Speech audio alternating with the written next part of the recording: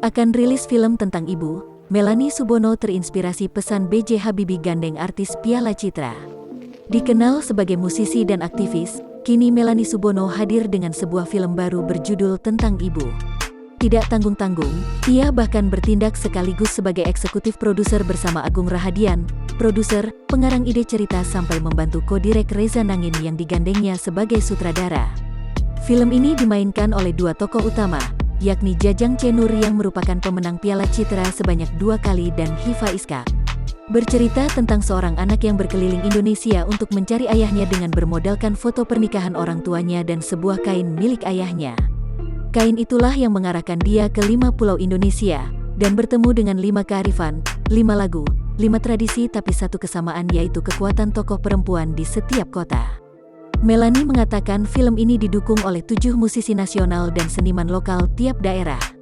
Selain diputar di Rusia pada tanggal 2 Oktober lalu dan sedang berjuang di Toronto Women Film Fest dan Hong Kong Youth Film Fest, tentang ibu sudah memenangi berbagai festival film indie di dunia. Jangan lupa subscribe, share, komen, dan like ya!